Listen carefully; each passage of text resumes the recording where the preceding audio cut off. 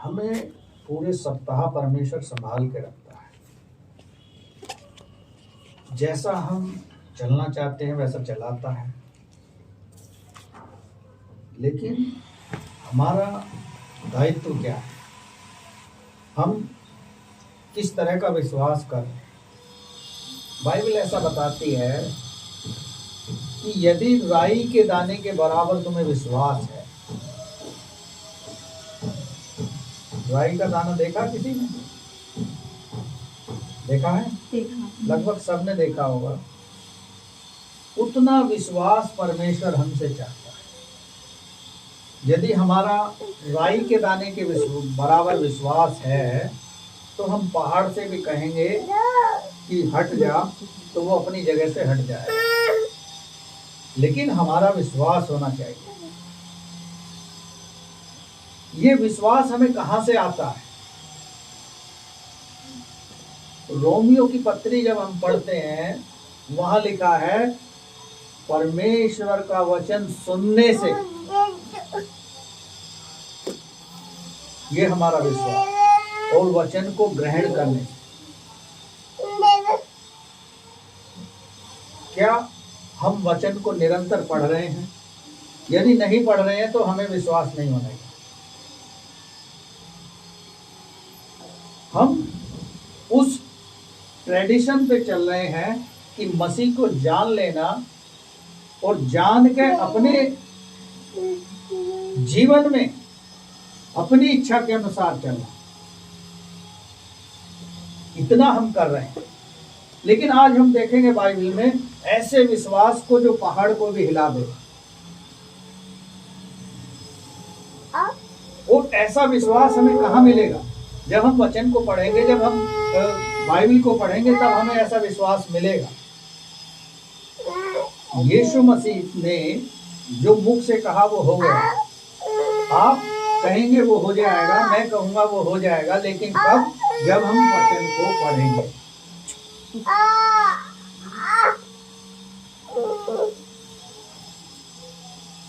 जब हम वचन को पढ़ेंगे, क्योंकि यूहन्ना 3 अध्याय में लिखा है कि जब तक जल और आत्मा से ना जन्मोगे तब तक परमेश्वर के राज्य में प्रवेश नहीं कर सकते। जल है ये परमेश्वर का वचन। वो वाला जल नहीं है जो बपतिस्मा ले लेते हैं जल में, वो वाला जल नहीं चाहिए, क्योंकि वो जल हमारे जीवन में सूखे पापी से गीला पापी कर देता है। पहले हम सूखे हुए थे, अब हम क्या है? गीले पापी।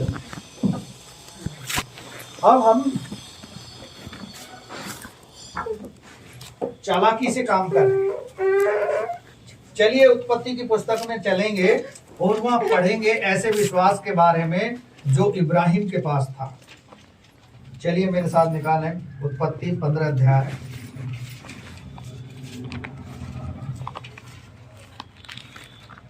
और 3 पद से 6 तक पढ़ेंगे। और अब्राहम ने कहा, मुझे तो तूने वंश नहीं दिया, और क्या देखता हूँ कि मेरे घर में उत्पन्न हुआ एक जन मेरा वारिस होगा। तब यहोवा का यह वचन उसके पास पहुँचा, यह तेरा वारिस न होगा, तेरा जो निज पुत्र होगा वही तेरा वारिस होगा। और उसने उसको बाहर ले जाके कहा, आकाश की ओर दृष्टि करके तारागण को गिन, क्या तू उनको गिन सकता है? फिर उसने उससे कहा, तेरा वंश ऐसा ही होगा। उसने यहोवा पर विश्वास किया और यहोवा ने इस बात को उसके लेखे में धर्म गिना। चलिए आइए आंखें बंद करेंगे और स्वाति के द्वारा इस वचन के सीखने के लिए, समझने के लिए प्रार्थना में जाएंगे। धन्यवाद यीशु। प्यारे प्रभु जी, पिता परमेश्वर, इस दिन के लिए मेरे खुदावन प्रभु, इस समय के लिए मेरे प्रभु जी जो आपने एक मन और एकजुट होकर तैयार किया मेरे पिता परमेश्वर। प्रभु आपका पवित्र आत्मा हमारा सहायक मेरे प्रभु जी, हमें सामर्थ्य से भर दे हर एक जन को, हर एक आत्मा को मेरे पिता परमेश्वर। जब हम ये आपके दास से यीशु मसीह वचन सुनते हैं तो मेरे प्रभु जी एक सामर्थ्य के साथ हमारे अंदर उतरने वाला हो मेरे प्रभु जी। पिता परमेश्वर जो भी सुनते हैं, जो भी बोला जाता है यहाँ पे यीशु मसीह, सब आपकी अगुवाई में हो और सब आपकी इच्छा अनुसार हो। धन्यवाद मेरे पिता परमेश्वर। प्यारे प्रभु जी, क्या मांगू, मांगने से बढ़कर आपने सब कुछ दिया है। धन्यवाद के साथ प्रार्थना प्रभु यीशु के नाम में देते हैं, आमीन। प्रभु का धन्यवाद। किस किस की समझ में आया ये दृष्टांत? उत्पत्ति 15 अध्याय के 3 पद से 6 तक हमने पढ़ा। यहाँ इब्राहिम को जो है विश्वास था, लेकिन वो निराशा में है। और निराशा अपनी किसके साथ जाहिर कर रहा है? परमेश्वर के साथ कर रहा है। लेकिन हमें ऐसा विश्वास चाहिए जो पहाड़ को हिला दे, और वो विश्वास राई के दाने के बराबर भी हम परमेश्वर पे करते हैं तो परमेश्वर हमारे जीवन से अपनी महिमा लेना चाहता है। लेकिन हम अपने जीवनों को किस तरह तैयार कर रहे हैं? आत्मा और सच्चाई से हम हृदय से परमेश्वर की आराधना के लिए अपने आप को तैयार करके ला रहे हैं या नहीं? अब्राहम को जब परमेश्वर ने बुलाया तो एक व्यापारी व्यक्ति था, वो व्यापार करता था, मूर्ति बनाकर बेचा करता था। लेकिन जब अब्राहम से उसने कहा तू सब कुछ छोड़ दे और मेरे साथ आ जा, उसने देरी नहीं की और तुरंत अपने आप को अलग कर लिया, अपने परिवार से, अपने रिश्तेदारों से, अपने घर के लोगों से, अपने गांव से, अपने शहर से, केवल विश्वास करके। क्या आपके और हमारे पास ऐसा विश्वास है? फिर से पढ़ेंगे और देखेंगे कि आत्मा हमें क्या सिखाना चाह रहा। और अब्राहम ने कहा, मुझे तो तूने वंश नहीं दिया, और क्या देखता हूँ कि मेरे घर में उत्पन्न हुआ एक जन मेरा वारिस होगा। हाँ, अब्राहम किससे बात कर रहा है? परमेश्वर से बात कर रहा है। उसे दर्शन मिला, उस दर्शन में परमेश्वर से बात कर रहा है कि तूने मुझे वंश नहीं दिया, लेकिन फिर भी मैंने देखा है कि मेरे परिवार में एक बालक उत्पन्न हुआ है।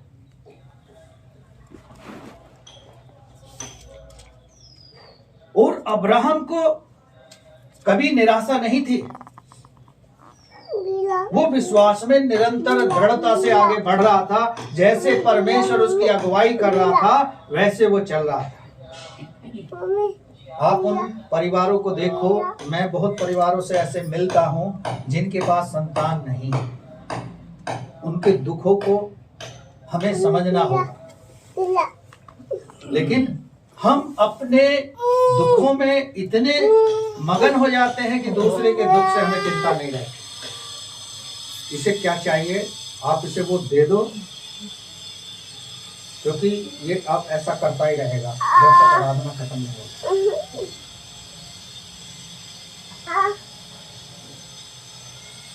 अब्राहम ने एक सवाल कर दिया परमेश्वर से कि तूने मुझे वंश नहीं दिया। आगे पढ़ें। तब यहोवा का यह वचन उसके पास पहुंचा, यह तेरा वारिस ना होगा, तेरा जो निज पुत्र होगा वही तेरा वारिस होगा। हाँ, वो उस तरह से सोच रहा था अब्राहम कि उसके परिवार के व्यक्ति को लेकर, जैसे आज अडॉप्ट कर लेते हैं बच्चे को, स्वीकार कर लेते हैं, दूसरी जगह से ले लेते हैं, उस तरह के बच्चे को वो अपने वारिस बनाना चाहता था। मैंने ऐसी बहनों को देखा है जिन्होंने गोद ले रखे थे बच्चे, लेकिन जब उन्होंने परमेश्वर को जान लिया, परमेश्वर पे विश्वास कर लिया, तो उनके पास अपनी संतान हो गई। लेकिन जब अपनी संतान होगी तो अडॉप्ट लिए हुए बच्चे को वो फिर प्रेम नहीं रखने पाए। क्यों? क्योंकि परमेश्वर में निरंतर चलना बड़ा कठिन है। आज हम कलीसियाओं में देख रहे हैं कि लोग चल तो रहे हैं लेकिन अपनी इच्छा के अनुसार। जैसा परमेश्वर चाहता है वैसा आप और हम नहीं चलते हैं। वचन को निरंतर पढ़ना हम नहीं करते हैं। प्रार्थना हमें निरंतर करना चाहिए, वो नहीं करते हैं हम। लेकिन एक काम जो हमारे जरूरत का है उसे हम लगातार करते हैं, उसे लगातार हम करते रहते हैं। पौलुस कहता है कुरिन्थियों की पत्री में कि जो मैं करना चाहता हूं वो तो नहीं करता हूं, और जो नहीं करना चाहता हूं वो करता हूं। क्या अभिप्राय है इसका?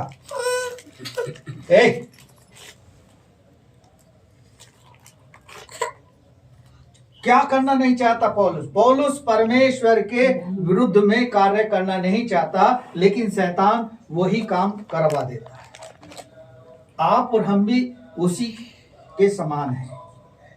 हम चाहते हैं कि परमेश्वर के विरोध में काम ना करें, लेकिन करते हैं।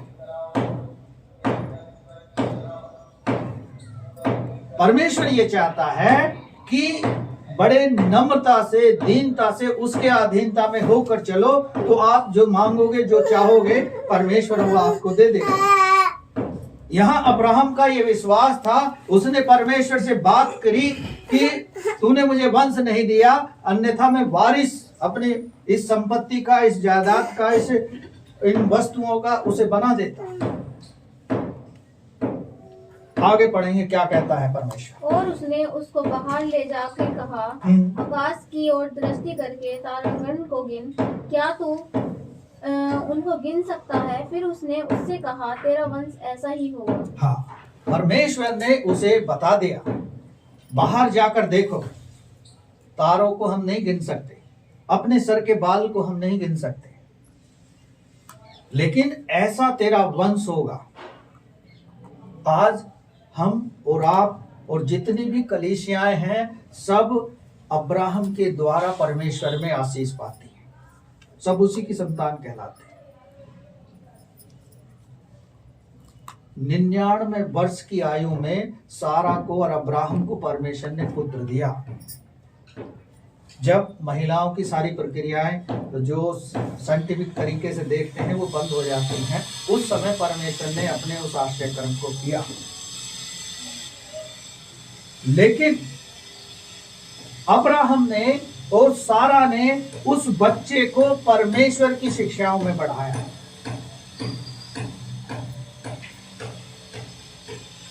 इसलिए इसहाक क्या बना? इसहाक ही था उसका बेटा। हाँ। पक्का पता है रेखा बहन? हाँ। पक्का इसहाक। इसहाक। तो इसहाक जब परमेश्वर की आज्ञाओं में बढ़ाया उन्होंने, तो हमारा भी दायित्व है कि हम अपने बच्चे को उसी की आज्ञाओं में बढ़ाएं। यदि हम परमेश्वर में बने हैं और हमारा बच्चा प्रार्थना में शांति से नहीं बैठ पाता है, तो ये हमारी मिस्टेक है। मैं बहुत से लोगों को देखता हूँ,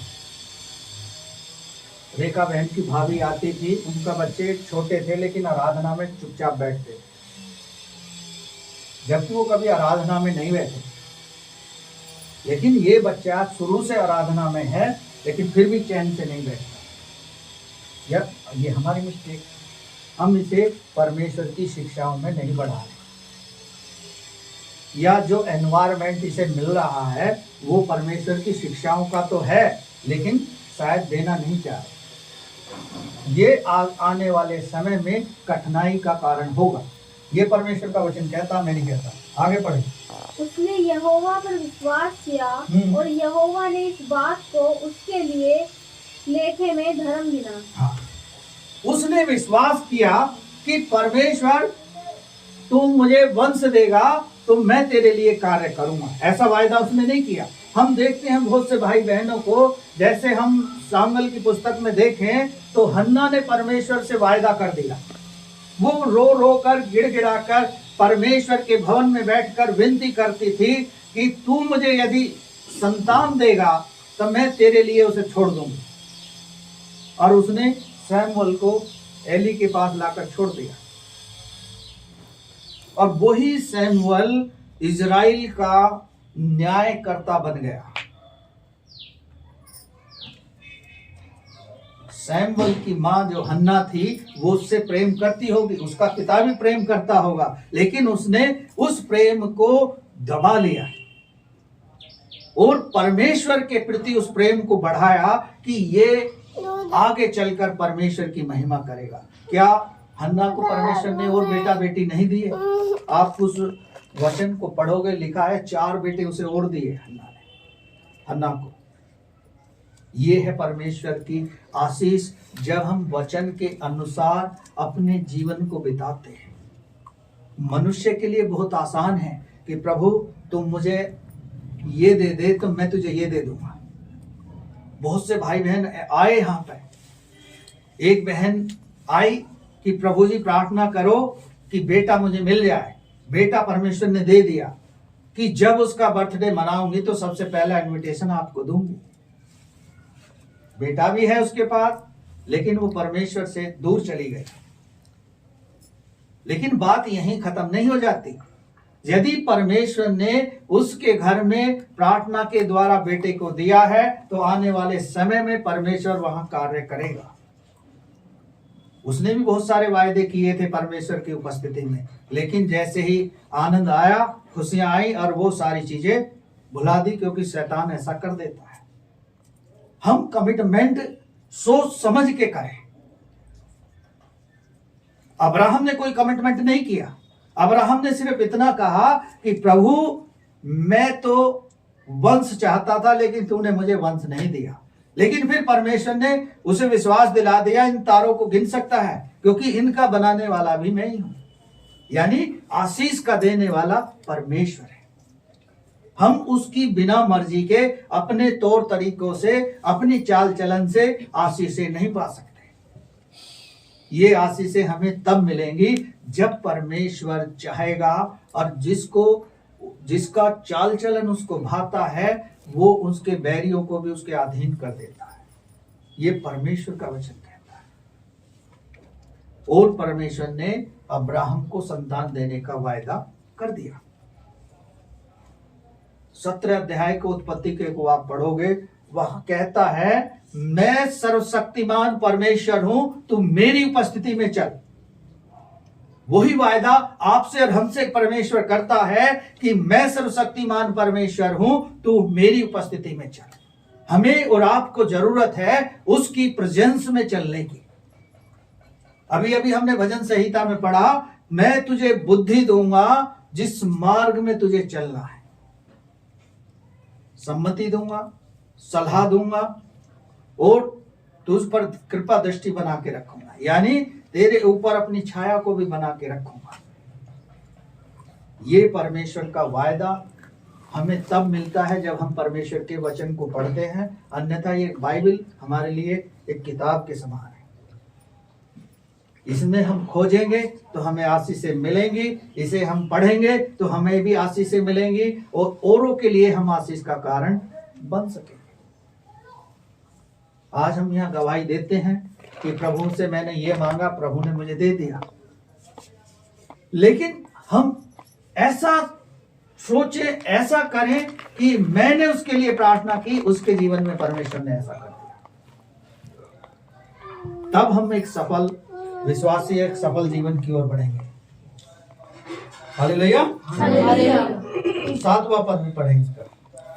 तब उसने उससे कहा, मैं वही यहोवा हूँ जो तुझे कसदियों के उर नगर में से बाहर ले आया कि तुझको इस देश का अधिकार दे सकूं।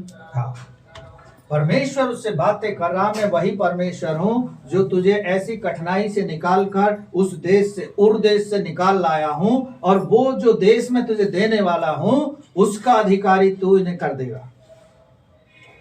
हमें और आपको भी परमेश्वर ऐसे अधिकार देता है, लेकिन हम उन अधिकारों को समझते नहीं है। क्या क्यों नहीं समझते? क्योंकि वचन को हम ध्यान से नहीं पढ़ रहे।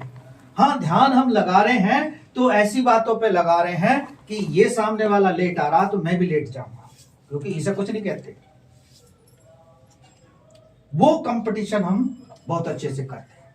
यदि हम ऐसा कंपटीशन करें कि ये नहीं पढ़ रहा है तो मैं पढ़ के दिखाऊंगा, ये नहीं कर रहा है तो मैं करके दिखाऊंगा, तब हमारा जीवन सफलता की ओर बढ़ेगा। अन्यथा हम वहीं दायरे में घूमते रहेंगे और शैतान हमें उलझाकर वहीं रखेगा।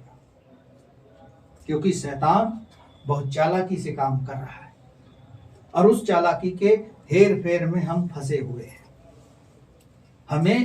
हम इतनी आशीषों से खुश हैं कि खाने को मिलता रहे और एंजॉय हम करते रहें, उस आशीषों से हम प्रसन्न हैं। तो परमेश्वर उतना ही हमें दे रहा है जितना हम चाह रहे हैं।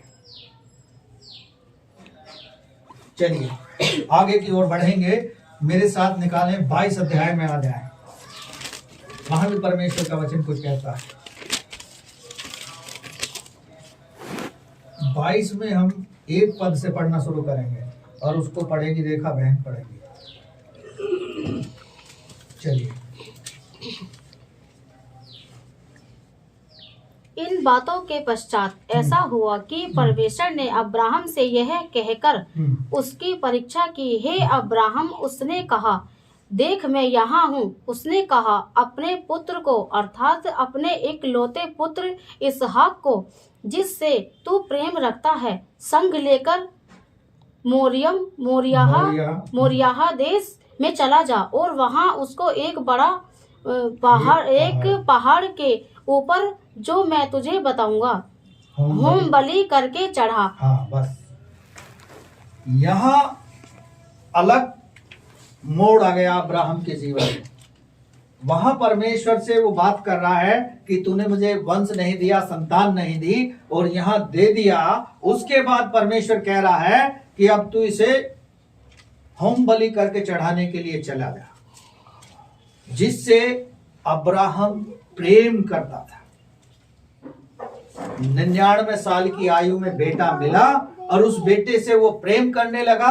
हर कोई जाहिर सी बात है अपने बेटा बेटी से प्रेम करता है और अपनी जान से ज्यादा करता है। अब्राहम भी उससे ज्यादा प्रेम करता होगा इसहाक से, लेकिन परमेश्वर ने उसकी परीक्षा शुरू की। हमारे और आपके जीवन में ऐसी परीक्षा नहीं आई है। यदि आ जाएगी तो सोचो हम क्या करेंगे, क्या करेंगे हम।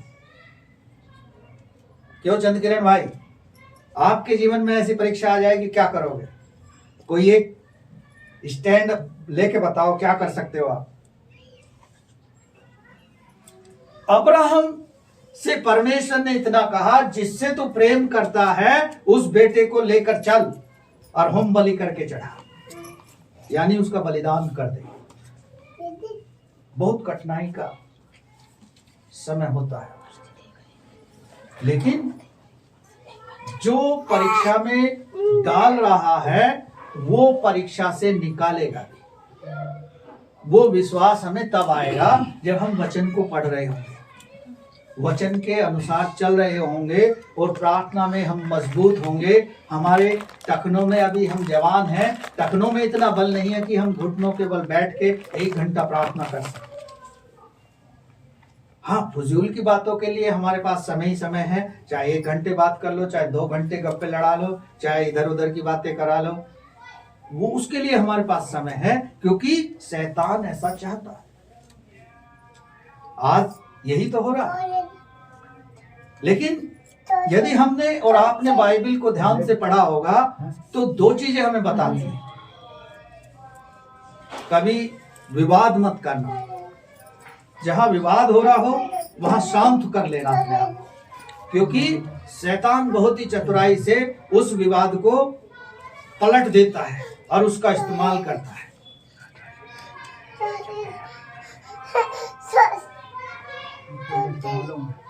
तो यहां अब्राहम से परीक्षा करके कह रहा है कि तू इसको लेके चल और इसका बलिदान कर। आगे पढ़ें।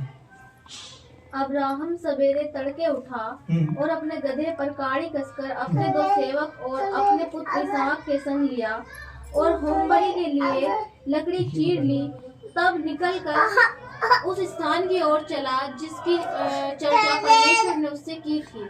तीसरे दिन अब्राहम ने आंखें उठाकर उस स्थान को दूर से देखा और उसने अपने सेवकों से कहा, गधे के पास यही ठहरे रहो, यह लड़का और मैं वहां तक जाकर और दंडवत करके फिर तुम्हारे पास लौट आएंगे। यहाँ खास बात क्या है अब्राहम और उसका बेटा इसहाक है, और वो अपने नौकरों से कह रहा है कि हम वहां जा रहे हैं और वापस लौट कर आएंगे। ये है विश्वास, ये है विश्वास कि हम दोनों जा रहे हैं और वापस हम लौट कर आएंगे, और लौटने के बाद परमेश्वर की महिमा हो। क्या आप और हम ऐसा विश्वास करते हैं? पहली बात, यदि हमसे परमेश्वर ऐसा कहता है तो हम पूरा सकपका जाएंगे, हिल जाएंगे कि परमेश्वर ने एक ही तो बेटा दिया, उसे ही वापस मांग रहा है, एक ही तो बेटी दी है, उसे ही वापस मांग रहा है। अय्यूब के जीवन के बारे में आपने पढ़ा होगा, बाइबल में तो लिखा है, जब परमेश्वर से आज्ञा पाकर शैतान ने उसकी परीक्षा ली तो उसका सब कुछ समाप्त हो गया, उसके बेटे बेटियां सब चले गए। क्यों? क्योंकि वो परमेश्वर के साथ ईमानदारी से, सच्चाई से, खराई से चलने वाला व्यक्ति था। क्या आप और हम उस ईमानदारी और सच्चाई और खराई से परमेश्वर के साथ चल रहे हैं? यदि हम चलेंगे तो परमेश्वर आपको एक क्रॉच तक नहीं आने देगा, आपको एक बाल बांका नहीं होने पाएगा। इसीलिए वचन में लिखा है यशा 41:10 में, मत डर मैं तेरे संग हूं। लेकिन हम परिस्थितियों को अनुकूल नहीं हो पाते हैं, अपने आप को हम डर जाते हैं, क्योंकि हमने अपने आप को परमेश्वर के सम्मुख उंडेला नहीं, हृदय खोला नहीं है। जिस दिन हम हृदय खोल देंगे उस दिन हमारे हृदय की जो बुराई की बातें हैं, गंदगी की बातें हैं, वो निकल जाएंगी।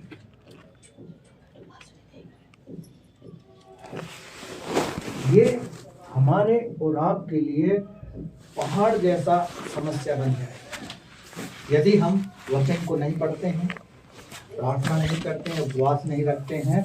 तो एक दिन ऐसा आएगा कि हमें उपवास भी करना पड़ेगा, वचन को भी पढ़ना पड़ेगा और प्रार्थना भी करनी पड़ेगी। अन्यथा शैतान जो है आपको ऐसा अलग ले जाएगा, अलग रास्ता पकड़वा देगा, जिस रास्ते पे विनाश लिखा है। क्योंकि ऐसा वचन कहता है, जो इन दिनों संसार में हो रहा है वो तो बाइबल में हमने पढ़ा है, कुछ नया नहीं हो रहा है। उससे डरने की जरूरत नहीं है, केवल इतनी जरूरत है कि प्रार्थना करते रहे, केवल प्रार्थना करते रहे। हम प्रार्थना नहीं करेंगे, कमजोर पड़ जाएंगे, और जो हमारा विश्वास है वो मजबूत नहीं रहने का, वो डामाडोल हो जाएगा। हमारा जीवन मजबूत तब होगा जब हम परमेश्वर के वचन को निरंतर पढ़ते हैं। मैं ज्यादातर देखता हूँ वचन को लोग नहीं पढ़ते, लोग वचन को नहीं पढ़ते। जब वचन को नहीं पढ़ते हैं तो फिर जब सवाल पूछते हैं तो वो फिर जवाब नहीं दे पाते। यदि हम वचन पढ़ें तो जवाब हम खट से दे देंगे। जब वचन नहीं पढ़ते हैं तो फिर हम घूमते रहते हैं कि हम क्या जवाब दें। फिर उसमें एक साधारण आइडिया है कि शांत रहिएगा, तो यहाँ हम देख रहे हैं कि उसका विश्वास था कि हम दोनों जाएंगे और लौट कर आएंगे। आगे पढ़ें। तब अब्राहम ने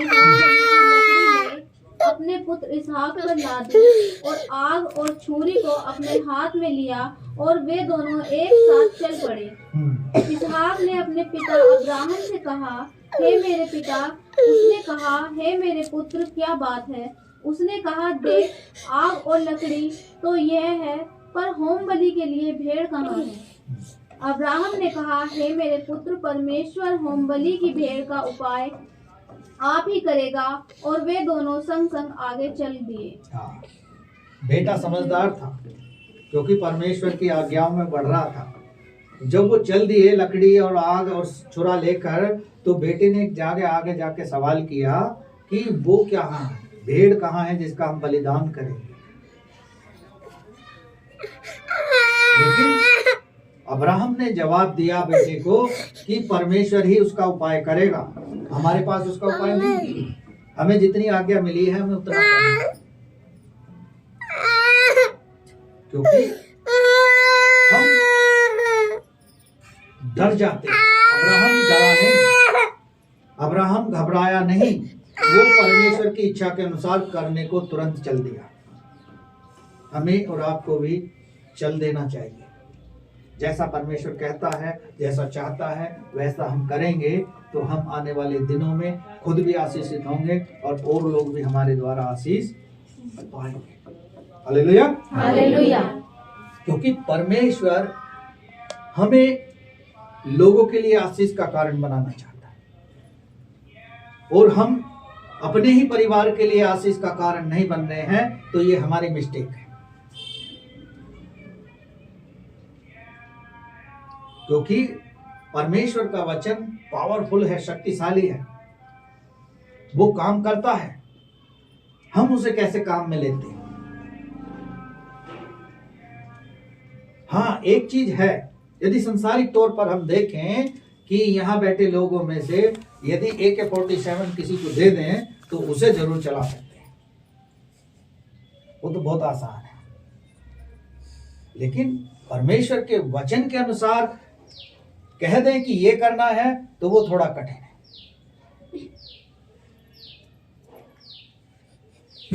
कठिनाई कहाँ पे है? कहाँ पे है कठिनाई? कभी आप इस चीज पे सोचते हो?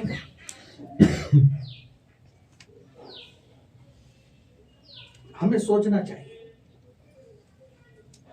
जब हम वचन को पढ़ते हैं, वचन को कैसे समझते हैं? यदि मैं यूं पूछूं आज कि किसने कौन सा वचन पढ़ा है, तो कुछ लोग जवाब दे पाएंगे, कुछ शांत हो जाएंगे, क्योंकि शायद हो सकता ना पढ़ा हो, कुछ ने पढ़ लिया हो, क्योंकि कुछ को पता है कि आज पूछ लेंगे तो मैं बता दूंगा। लेकिन उसमें मेरा फायदा नहीं है। वचन आप पढ़ रहे हो, आशीष आप पा रहे हो, केवल मैं तो एक रास्ता दिखा रहा हूं ताकि आप आशीषित हो जाओ।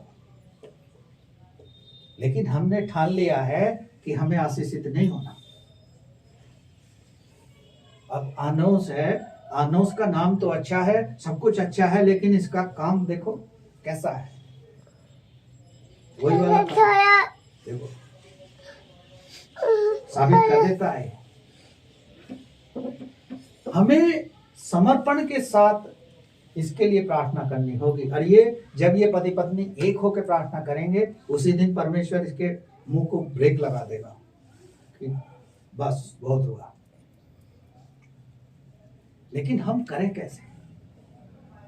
हम करें कैसे? हमें समय नहीं मिलता, हम संसारिक चीजों में भाग रहे हैं, संसारिक की चीजों को सोच रहे हैं। ये सोचना तो हमारा काम नहीं है, परमेश्वर का है। परमेश्वर हमें जब चुन लिया है तो वो हमें बताएगा। वो हमारे लिए मार्ग खोलने वाला परमेश्वर है। अब्राहम ने परमेश्वर से विनती करी कि मैं वंश नहीं है मेरे पास, तू दे दे। उसने दे दिया, और देने के बाद परमेश्वर ने फिर उसकी परीक्षा की, क्योंकि उसे आगे लेकर जाना चाहता था।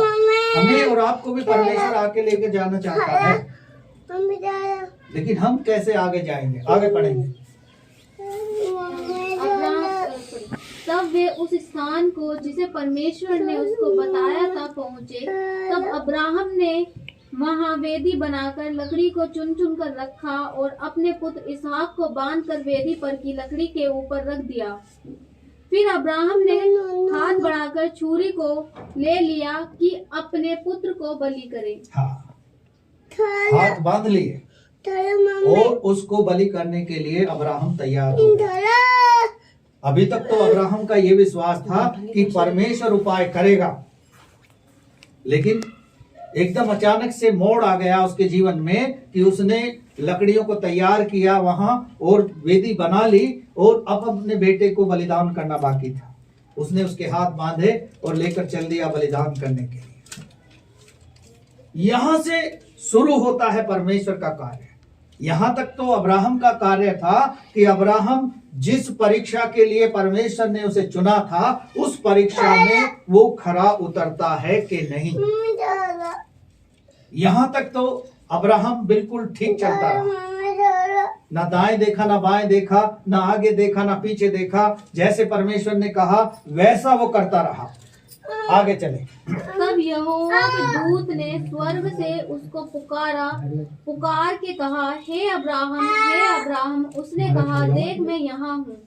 उसने कहा, उस लड़के पर हाथ मत बढ़ा और न उससे कुछ कर, क्योंकि तूने जो मुझसे अपने पुत्र वरन अपने एकलौते पुत्र को भी नहीं रख छोड़ा, इससे मैं अब जान गया कि तू परमेश्वर का भय मानता है। हाँ, जान लिया परमेश्वर ने कि तू परमेश्वर का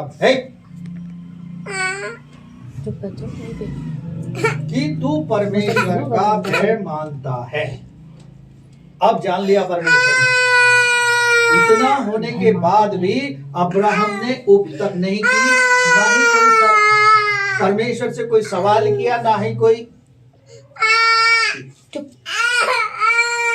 क्या चाहता है।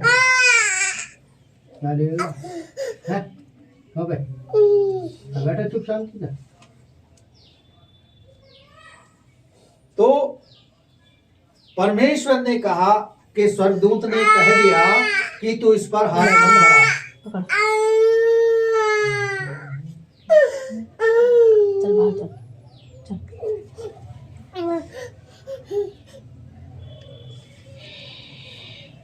और परमेश्वर ने जो करना था अपना कार्य कर दिखाया कि लड़के पर हाथ मत बढ़ा, और तू अब मैं जान गया हूं कि तू परमेश्वर के भय में चलता है। आगे पढ़ेंगे तो लिखा है कि भेड़ का इंतजाम परमेश्वर ने कर दिया। हमें मांगना आता है, देना नहीं आता। हमें पाने की इच्छा होती है लेकिन खो देने की इच्छा नहीं होती। ये मेरा नहीं, सबका असूल है। सब ऐसा चाहते हैं। एक दूसरे को देख के हमें कंपटीशन करना कि ये 1 घंटा लेट आ रहा, मैं 2 घंटे लेट जाऊंगा, ये ऐसा नहीं कर रहा तो मैं ऐसा नहीं करूंगा, ये तो बहुत आसान है। लेकिन कंपटीशन करना है तो इस बात में करो कि रीतु 1 घंटे बाइबल पढ़ती है तो मैं 1.5 घंटे पढ़ूंगी। ये है कंपटीशन। इसमें तुमने आधे घंटे ज्यादा उसे मात दे दी। यदि विशाल 2 घंटे प्रार्थना करता है तो प्रियांशी कहे कि विशाल की क्या हिम्मत है, मैं 2.5 घंटे करके दिखाऊंगा।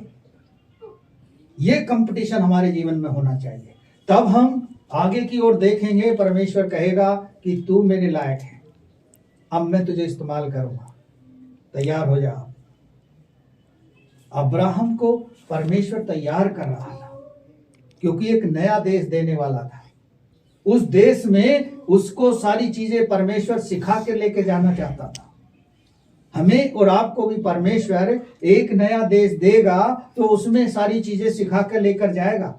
वहां पासल्टी ना हो, वहां पक्षपात ना हो, वहां बुराई भलाई ना हो, वहां सही न्याय करने वाला हो। इस तरह की चीजें परमेश्वर हमें सिखाकर लेकर जाएगा। क्या हम और आप सीखने के लिए तैयार हैं? अय्यूब की परीक्षा हुई, अय्यूब अपनी परीक्षा में खरा उतरा, और अब्राहम की परीक्षा हुई, अब्राहम खरा निकला, लेकिन उनका विश्वास मजबूत था। क्या हमारा और आपका ऐसा विश्वास है?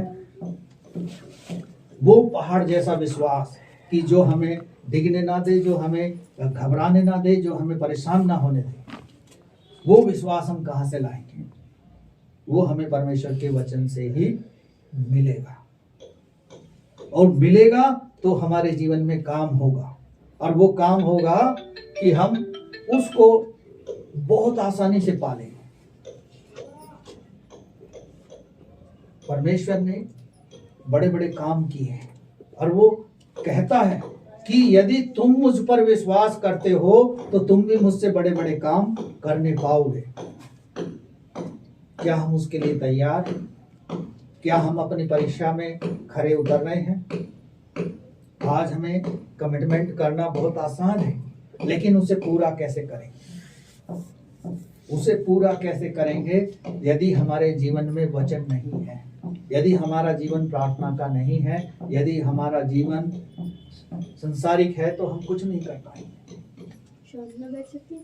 क्योंकि परमेश्वर हमें जो बनाना चाहता है वो हम बनने के लिए तैयार हैं या नहीं, ये हमें सोचना है, क्योंकि परमेश्वर हमसे और आपसे प्रेम करता है।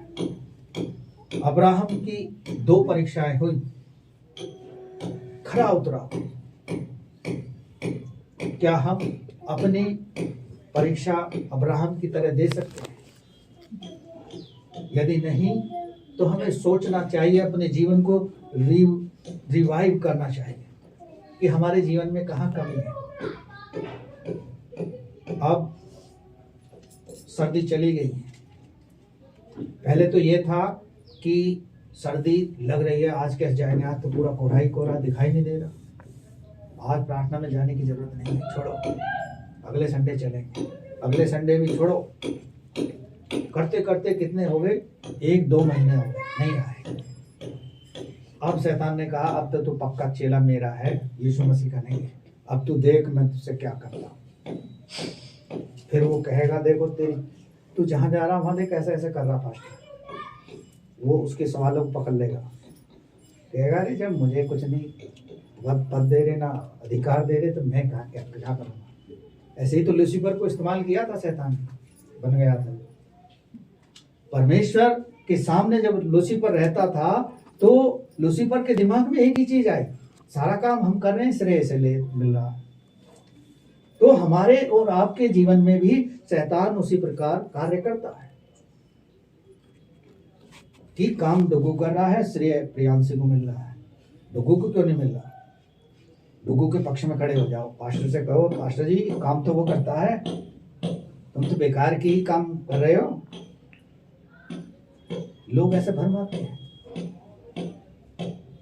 तुझे कुछ पद नहीं मिला, तुझे कुछ नाम से नहीं पुकारता पास्टर, तुझसे बात भी नहीं करता, तो वहां जाके क्या करेगा।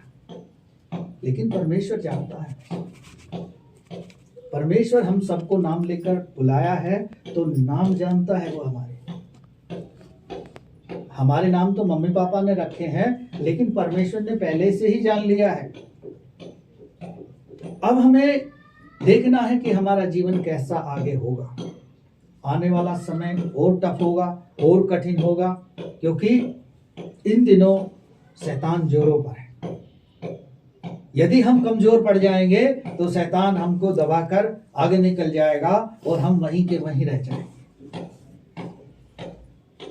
इसलिए उठो, जागो, जैसे लूका 18 अध्याय में लिखा है, या बांधो, दृढ़ रहो और निरंतर प्रार्थना में लगे रहो। जहां से हम टर्न ले लेंगे वहीं हमारे जीवन में यू टर्न आ जाएगा।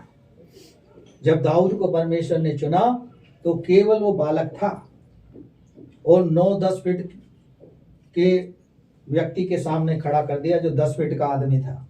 परमेश्वर ने उसे खड़ा कर दिया क्योंकि वो सारा ढका हुआ था, भाले से सारी चीजें उसके हथियार थे। लेकिन दाऊद के पास क्या था?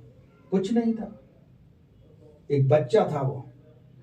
और वो कह रहा था, जो फिलिस्ती था वो कह रहा था कि क्या तू बच्चे मुझे मार देगा? उसने कहा मैं कुछ नहीं करूंगा, आज परमेश्वर करेगा, मेरा युद्ध जो है परमेश्वर लड़ेगा। तो आप और हम परेशान ना हो, राजा दाऊद की तरह हमारा और आपका युद्ध लड़ने वाला परमेश्वर है। केवल किससे मारा गोलियत को? 5 पत्थर और एक गोफन था उस पे, क्योंकि वो चरवाहा था, भेड़ चराने वाला। जब भेड़िया आता होगा या शेर आता होगा तो बचाने के लिए गोफन का इस्तेमाल करता था, जैसे बाग में करते हैं ना लोग, बाग की रखवाली करते हैं। 5 पत्थर थे वो। कहां से लिए थे? किसी को पता है वो पत्थर कहां से लिए थे? पता है किसी को? जया? हाँ ना, कुछ तो बोलो। नाले से, यर्दन नदी में से लिए थे। जहां यर्दन नदी में यीशु मसीह ने बपतिस्मा लिया था। और यर्दन नदी का पुराने नियम में बहुत जगह इस्तेमाल हुआ है। यर्दन नदी के पानी को ही चादर मार के किसने 2 भाग कर दिया था? मूसा ने। और याद करो, बताए क्योंकि ये चीजें हमें याद रहनी चाहिए। यही यर्दन नदी जिसको 2 भाग कर दिया, उसी यर्दन नदी में यीशु मसीह ने बपतिस्मा लिया। लेकिन अलग अलग डोमिनेशन के लोग अलग अलग तरीके से बपतिस्मा दे रहे हैं।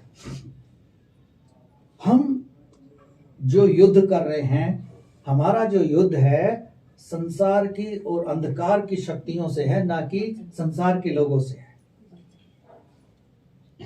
आज चंद किरण भाई अच्छा खा रहे हैं, अच्छा पी रहे हैं, तो कोई भी अंधकार की शक्तियां इनके पीछे लगा दो तो ये बीमार रहेंगे, कोई इनका इलाज नहीं कर पाएगा, डॉक्टर की दवाई इन्हें फायदा नहीं कर पाएगी, और ये वहीं अपने पैसे को कमा कमा के लगाते रहेंगे। ऐसा लोग काम करते हैं और ऐसी ही चीजों से हमारा युद्ध है।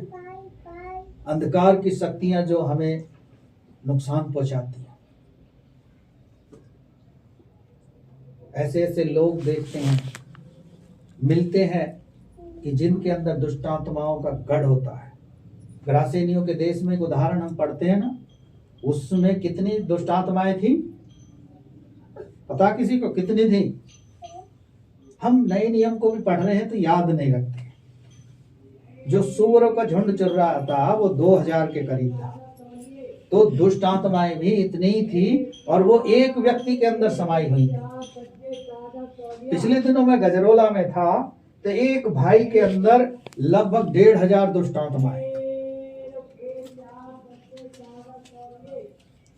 कहां से आई वो, कहां से? वो कहता है भाई कि मैं जब व्यापार करता था, मेरा व्यापार बहुत अच्छा चल रहा था। कहां से कौन पीछे लगा उसे नहीं पता चला, लेकिन जब से उसने परमेश्वर को जाना तो परमेश्वर ने उसे दिखाया और आजादी दी। दाऊद ने भी गोलियत को इसलिए मार दिया क्योंकि परमेश्वर उसके साथ था। आप और हम अपने जीवन में जो युद्ध लड़ रहे हैं, यदि परमेश्वर हमारे और आपके साथ होगा तो हम विजयी होंगे। Hallelujah, hallelujah. परमेश्वर का धन्यवाद हो।